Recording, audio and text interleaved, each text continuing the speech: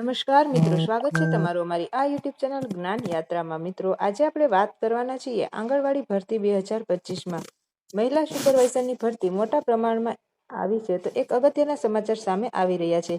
લગભગ 25,000થી પણ વધારે જગ્યાઓ પર ભરતી જાહેર કરવામાં આવી છે. હવે મિત્રો, આજના વિડીયોમાં વિગતવાર જાણીએ કે અરજી પ્રક્રિયા કઈ રહેશે, કઈ પોસ્ટ પર ભરતી જાહેર કરવામાં આવી છે, કયા ઉમેદવારો અરજી કરી શકશે, લાયકાત શું રહેશે તેમજ વયમર્યાદા શું રહેશે, એવી તમામ વિગતો આપણે આજના વિડીયોમાં જોઈએ. તો ચાલો મિત્રો, વિડીયોની શરૂઆત કરીએ.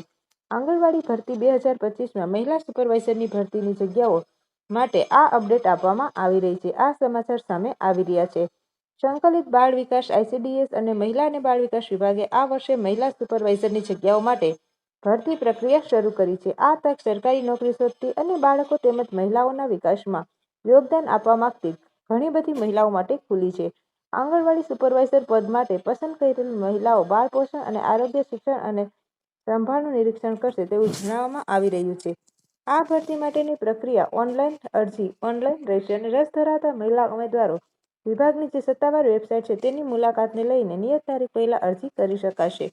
ભરતીની બધી માહિતી, જેમાં જગ્યાઓની સંખ્યા, લાયકાત, વયમર્યાદા અને પસંદગીની પ્રક્રિયાનો સમાવેશ થાય છે. અને આ જે સત્તાવાર માહિતી છે તે આજના વિડીયોમાં ચર્ચા કરી. આંગણવાડી મહિલા સુપરવાઇઝર ભરતી 2025ની સંપૂર્ણ વિગતો આપણે આ સમજીએ. તો જેથી કરીને મિત્રો, વાત કરીએ તો કે આંગણવાડી સુપરવાઇઝર ભરતી 2025, જેમાં સુપરવાઇઝર પદ પર મેળવવા ઉમેદવારોએ નીચેના માપદંડો માહિતી આવશ્યક છે. આ પદ સમાજમાં મહિલાઓને સશક્તિકરણનું સાધન પણ બને છે, સારી રોજગાર તકો પણ પૂરી પાડેલ છે.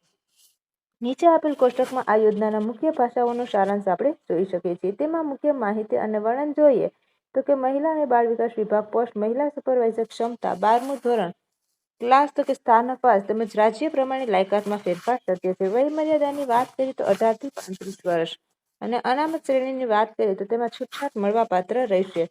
અરજી પ્રક્રિયાની જે વાત કરીએ તે ઓનલાઈન અરજી કરવાની રહેશે. અને પગાર ધોરણની વાત કરીએ તો શરૂઆતમાં 20,200 સુધીનો પગાર અને ત્યારબાદ મિત્રો રાજ્ય પ્રમાણે મળવાપાત્ર રહેશે. પસંદગીની પ્રક્રિયાની વાત કરીએ તો લેખિત પરીક્ષા, દસ્તાવેજ ચકાસણી, તબીબી પરીક્ષણ વગેરે. નોકરીનો પ્રકાર સરકારી નોકરી, કાર્ય વિસ્તાર આંગણવાડી કેન્દ્ર. અરજી કરવાની છેલ્લી તારીખ વિભાગ સત્તાવાર વેબસાઇટની તમે મુલાકાતમાં જોઈ શકશો.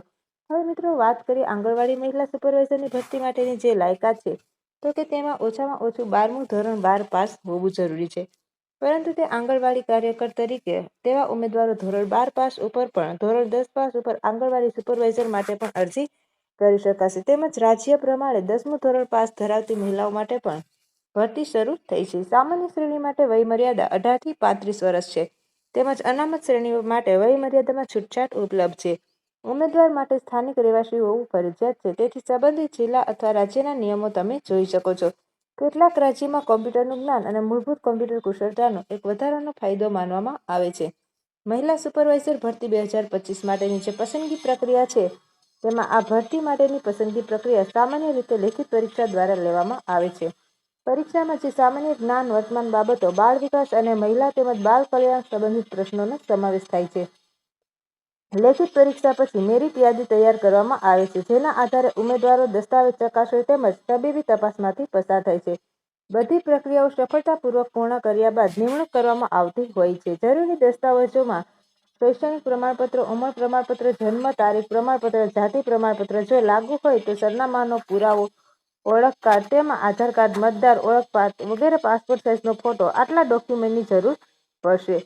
અરજી કઈ રીતે કરવાની રહેશે મિત્રો? તો સૌપ્રથમ રાજ્ય અથવા તો જિલ્લાના મહિલા અને બાળ વિકાસ વિભાગની સત્તાવાર વેબસાઇટની મુલાકાત લો. ભરતી અથવા તો કારખાની વિભાગમાં આંગણવાડી મહિલા સુપરવાઇઝરની ભરતી 2025ની સૂચના જોજો. ત્યારબાદ મિત્રો, હવે વાત કરીએ ઓનલાઈન અરજી ફોર્મ ભરો. જરૂરી દસ્તાવેજ અપલોડ કરો. અરજી ફી ઓનલાઈન ચૂકવો. જો લાગુ હોય તો અરજી ફોર્મની પ્રિન્ટ આઉટ સુરક્ષિત રાખો. મહિલા સુપરવાઇઝરના પદ જે લાભો છે તેમાં સરકારી નોકરીના લાભોમાં પેન્શન, રજાઓ, આરોગ્ય લાભો વગેરેનો સમાવેશ થાય છે. સમાજમાં મહિલા સશક્તિકરણની તક મેળવવી, બાળકો અને મહિલાઓના સ્વાસ્થ્ય, પોષણ અને શિક્ષણમાં યોગદાન, સ્થિર અને સન્માનજનક રોજગાર વગેરે લાભો મળવાપાત્ર રહેશે. આંગણવાડી મહિલા સુપરવાઇઝર માટેની જે તૈયારીની ટીપ છે એટલે કે સિલેબસની વાત કરીએ તો સામાન્ય જ્ઞાન અને વર્તમાન બાબતનો દરરોજ અભ્યાસ તમારે કરવાનો રહેશે.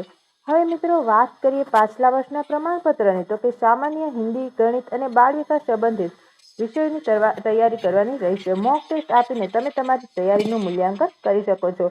સ્વસ્થ અને માનસિક રીતે તમે આગળ વધી શકો છો. તો આવી જ નવી અપડેટ સાથે ફરીથી મળીશું. ત્યાં સુધી જય હિન્દ, જય ભારત.